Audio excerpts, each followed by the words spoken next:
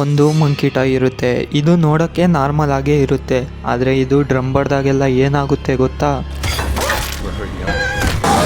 ಇದನ್ನ ತಿಳ್ಕೊಬೇಕಂದ್ರೆ ನನ್ನ ಜೊತೆ ಈ ಮೂವಿನ ಪೂರ್ತಿ ನೋಡಿ. ಈ ಮೂವಿ ಹೆಸರು ಬಂದು ದ ಮಂಕಿ ಅಂತ.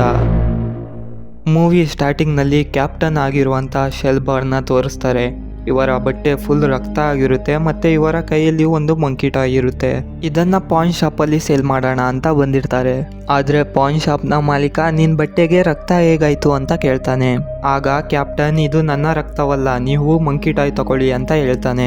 ಅದಕ್ಕೆ ಈ ಮಂಕಿ ಹಾಳಾಗೋಗಿದೆ, ಇದರ ಕೈ ನೋಡು ಮೇಲೇನೆ ನಿಂತು ಹೋಗಿದೆ ಅಂತ ಪಾನ್ ಶಾಪ್ ಮಾಲೀಕ ಹೇಳ್ತಾನೆ. ಆಗ ಕ್ಯಾಪ್ಟನ್, ಇದರ ಕೈ ಮೇಲಿರೋದೇ ಒಳ್ಳೇದು ಅಂತ ಹೇಳ್ತಿದ್ದಂಗೆ ಮಂಕಿ ಟಾಯ್ ಡ್ರಮ್ ಹೊಡೆಯಲು ಶುರು ಮಾಡುತ್ತೆ. ನೋಡ್ತಿದ್ದಂಗೆ ಒಂದ್ ಇಲಿ ಬಂದು ದಾರ ಕಟ್ ಮಾಡುತ್ತೆ. ಇದರಿಂದ ಬಾಣ ಹೋಗಿ ಬಿದ್ದು ಪಾನ್ ಶಾಪ್ ಮಾಲೀಕ ಅಲ್ಲೇ ಸತ್ತೋಗ್ತಾನೆ. ಅವಾಗ ನಮ್ಗೆ ಗೊತ್ತಾಗುತ್ತೆ ಈ ಮಂಕಿ ಟಾಯ್ ಡ್ರಮ್ ಹೊಡೆದಾಗೆಲ್ಲ ಏನಾದ್ರೂ ಒಂದು ಅನಾಹುತ ಆಗುತ್ತೆ ಅಂತ. ಇದನ್ನ ನೋಡಿದಂತ ಕ್ಯಾಪ್ಟನ್ ಮಂಕಿ ಟಾಯ್ನ ಆಚೆ ತಗೊಂಡೋಗಿ ಸುಟ್ಟಾಕ್ತಾನೆ. ಇಲ್ಲಿಂದ ಸೀನ್ 1999ಕ್ಕೆ ಬರುತ್ತೆ. ಇವನ ಹೆಸರು ಬಂದು ಹೆಲ್ ಅಂತ ಮತ್ತೆ ಇವನ ಹೆಸರು ಬಂದು ಬಿಲ್ ಅಂತ. ಇವರಿಬ್ರು ಕೂಡ ಟ್ವಿನ್ಸ್ ಆಗಿರ್ತಾರೆ. ಬಿಲ್ 3 ನಿಮಿಷ ಬೇಗ ಹುಟ್ಟಿರೋದ್ರಿಂದ ಅಣ್ಣ ಆಗಿರ್ತಾನೆ, ಮತ್ತೆ ಹೆಲ್ ತಮ್ಮ ಆಗಿರ್ತಾನೆ. ಮತ್ತೆ ಇವರ ಅಮ್ಮ ಕೆಲ್ಸದಲ್ಲಿ ಯಾವಾಗ್ಲೂ ಬ್ಯುಸಿ ಆಗಿರ್ತಾರೆ. ಒಂದಿನ ಕೆಲಸ ಮುಗಿಸ್ಕೊಂಡು ಮನೆಗೆ ಹೋಗ್ತಿರ್ಬೇಕಾದ್ರೆ ಹೆಲ್ ಕೇಳ್ತಾನೆ ಅಪ್ಪನಿಗೆ ಏನಾಯ್ತು ಅಂತ. ಸಿಗರೇಟ್ ತರಕ್ಕೆ ಹೋದವರು ಮನೆಗೆ ವಾಪಸ್ ಬಂದೇ ಇಲ್ಲ ಅಂತ ಹೇಳ್ತಾರೆ. ಇದನ್ ಕೇಳಿಸ್ಕೊಂಡಂತ ಹೆಲ್ ಮತ್ತೆ ಬಿಲ್ ಅಪ್ಪನ ಹಳೆ ವಸ್ತು ಇರುವಂತ ರೂಮ್ ನ ಚೆಕ್ ಮಾಡ್ತಾರೆ. ಅವಾಗ ನಮ್ಗೆ ಗೊತ್ತಾಗುತ್ತೆ ಹೆಲ್ ಮತ್ತೆ ಬಿಲ್ಲು ಮೂವಿ ಸ್ಟಾರ್ಟಿಂಗ್ ನಲ್ಲಿ ಒಬ್ಬ ಕ್ಯಾಪ್ಟನ್ ತೋರಿಸಿದ್ರಲ್ಲ ಅವ್ರ ಮಕ್ಕಳು ಅಂತ. ರೂಮ್ ಚೆಕ್ ಮಾಡ್ತಿರ್ಬೇಕಾದ್ರೆ ಹೆಲ್ಗೆ ಒಂದು ಬಾಕ್ಸ್ ಸಿಗುತ್ತೆ.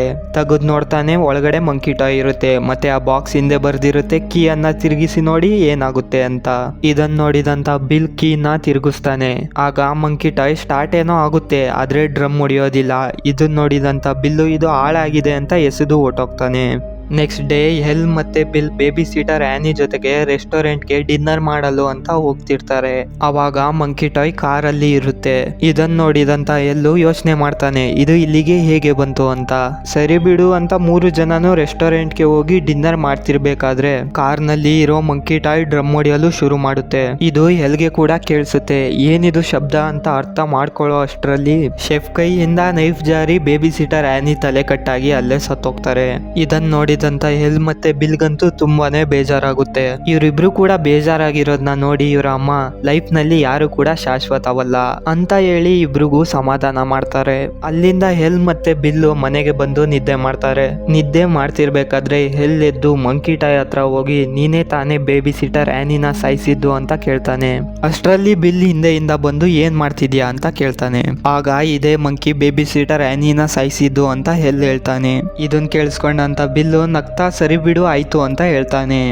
ನೆಕ್ಸ್ಟ್ ಡೇ ಹೆಲ್ಲು ಸ್ಕೂಲಿಗೆ ಹೋಗ್ತಾನೆ. ಅಲ್ಲಿ ಎಲ್ರು ಕೂಡ ಹೆಲ್ನ ನೋಡಿ ನಗ್ತಾರೆ ಮತ್ತೆ ರ್ಯಾಗಿಂಗ್ ಮಾಡ್ತಾರೆ.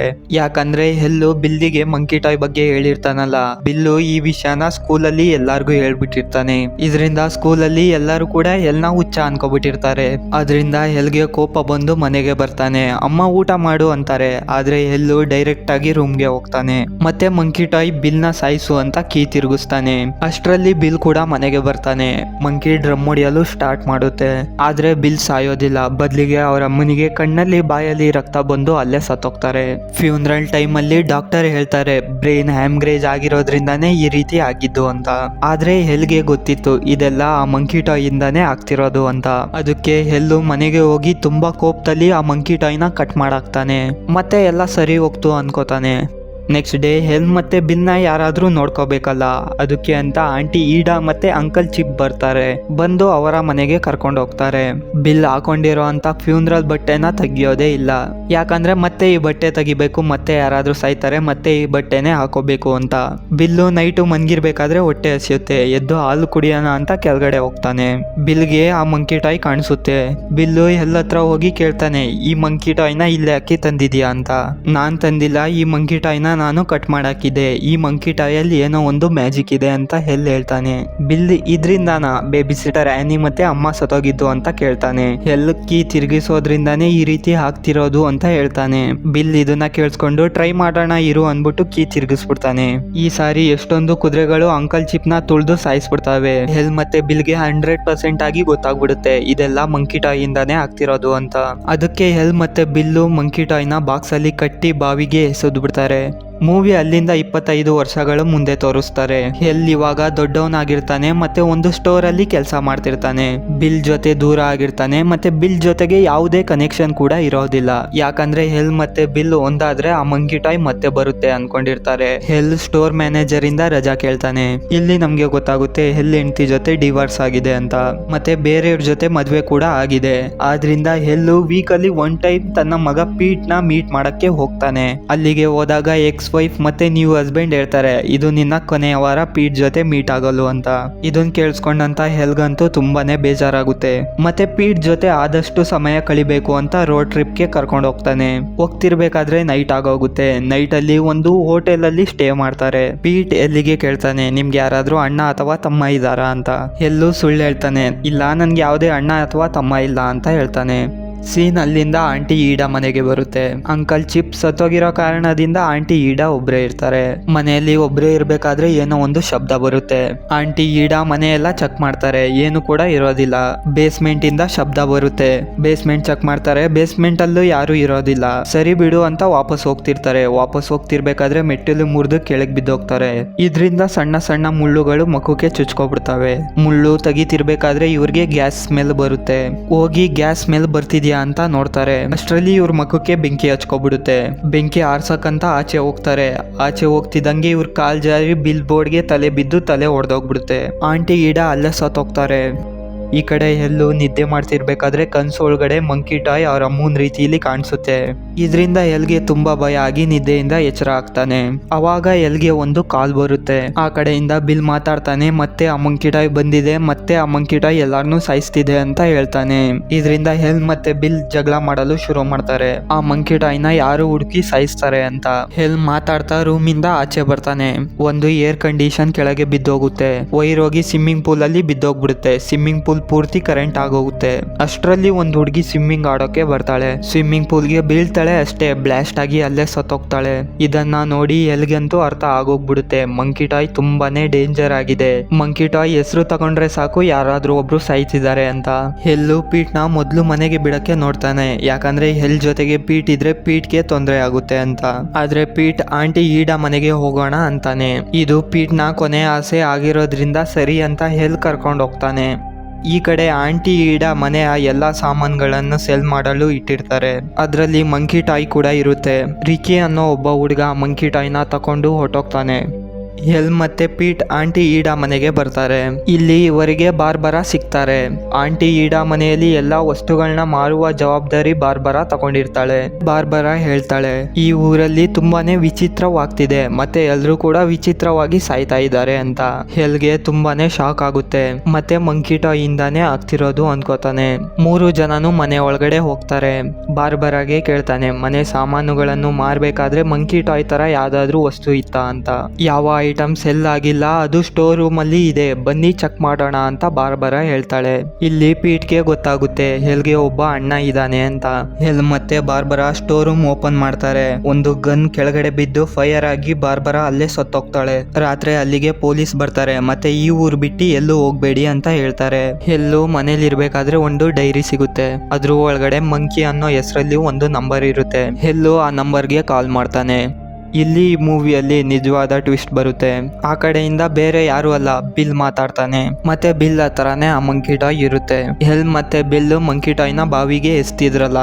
ಬಿಲ್ ಮತ್ತೆ ಹೋಗಿ ಬಾವಿಲಿ ಇಳಿದು ಚೆಕ್ ಮಾಡ್ತಾನೆ. ಅಲ್ಲಿ ಮಂಕಿ ಟಾಯ್ ಇರೋದಿಲ್ಲ. ಆದ್ರೆ ಅವನ್ಗೆ ಕೀ ಸಿಗುತ್ತೆ. ಅವತ್ತಿಂದನು ಬಿಲ್ ಮಂಕಿ ಟಾಯ್ ಮತ್ತೆ ಸಿಕ್ಕೇ ಸಿಗುತ್ತೆ ಅಂತ ಕಾಯ್ತಾ ಇರ್ತಾನೆ.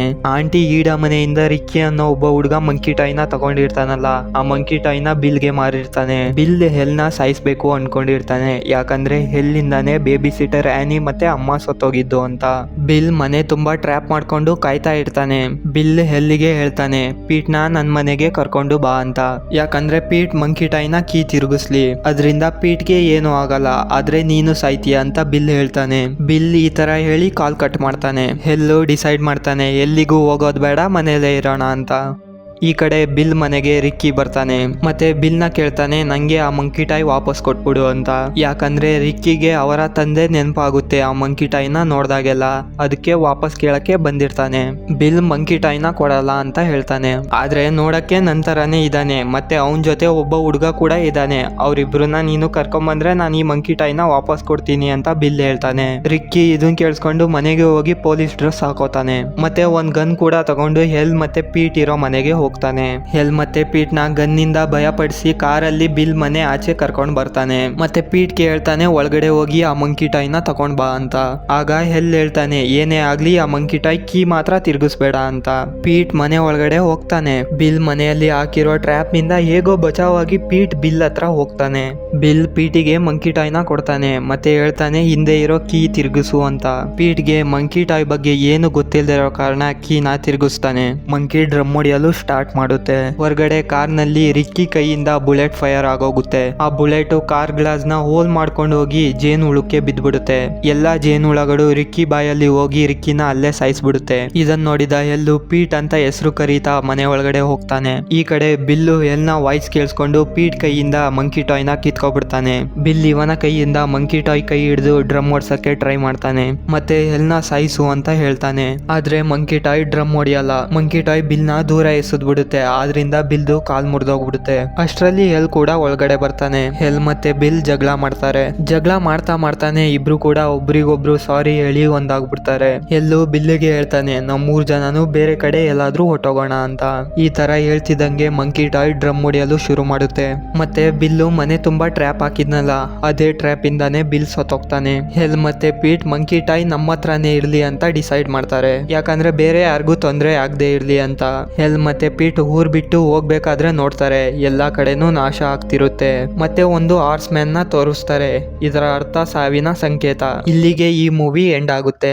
ಈ ವಿಡಿಯೋ ಇಷ್ಟ ಆಗಿದ್ರೆ ಲೈಕ್ ಮಾಡಿ. ಹಾಗೆ ಬೇರೆ ಬೇರೆ ಮೂವೀಸ್ನ ನೋಡ್ಬೇಕಂದ್ರೆ ಸಬ್ಸ್ಕ್ರೈಬ್ ಮಾಡ್ಕೊಳ್ಳಿ. ಸಿಗೋಣ ನೆಕ್ಸ್ಟ್ ವಿಡಿಯೋದಲ್ಲಿ. ಅಲ್ಲಿವರೆಗೂ ನೋಡ್ತಾ ಇರಿ ಕನ್ನಡ ಸಿನಿ ವೈಬ್.